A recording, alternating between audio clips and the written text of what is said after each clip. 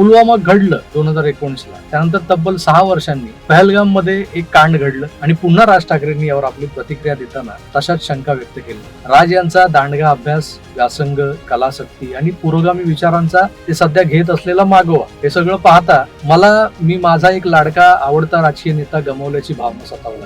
मराठीसाठी झटणारा, आग्रही असणारा कल्पक नेता सुधारणावादी होताच, पण त्यालाही पुरोगामित्वाचं वारं लागल्याचं पाहून वाईट वाटतंय. आज जिथं जिथं मिसाईल जागले गेले तिथं तिथं भारतीयांचा शत्रूच मारला गेलाय. आपल्या परिजनांचा जनाजा पाहून मौलाना मसूद अझहर तो पण छाती पिटून बोलत होता की अल्लाह मुझे क्यों नहीं उठाया, मैं भी मर जाता तो अच्छा होता. रुको जरा, सबर करो. आएगा बेटा आएगा, तेरा भी नंबर आएगा. हे दहशतवादी त्यांचे जनाजे पाकिस्तानच्या झेंड्यात सन्मानानं लपेटून दफन करायला आणतायत. म्हणजे हे पाकिस्तानसाठी त्यांचे सैनिकच होते. इथं ISI चे अधिकारी हजर आहेत, पाक लष्कराचे अधिकारी हजर आहेत जनाजे का नमाज अदा करणे गेले. मग पाकिस्तान एक प्रकारे कबूल करते की होय, हा हल्ला आमच्या लोकांवर झालाय, कारण पहलगामचा हल्ला आम्हीच केला. जर पाकिस्तान आमच्या निष्पाप नागरिकांना मारण्यासाठी अशा मर्सिनरीजची एक मारेकऱ्यांची फौज आपल्या पदरी बाळगत असेल तर त्याचं प्रत्येक कृत्य हे भारतीय सार्वभौमत्वावरचा हल्लाच ठरणार आहे. तेव्हा त्यावर उत्तर देताना भारतीय फौजांनी त्यांना यमसदनी पाठवलं तर त्यावर बुद्धी प्रामाण्यवाद लावून काथ्याकूट करायचा की एक प्रकारचं गुरिल्ला वॉरच आपण जिंकलं याचा आनंद साजरा करायचा. त्यांच्या घरचे, त्यांचे प्रियजन, पती, मुलगा, भाऊ, बाप त्यांच्या डोळ्या देखत मारले गेले, त्यांच्या बाळीचं कुंकू पुसलं गेलं. त्यांचे परिजन या युद्ध विजयानं परत येणार नाहीयेत, पण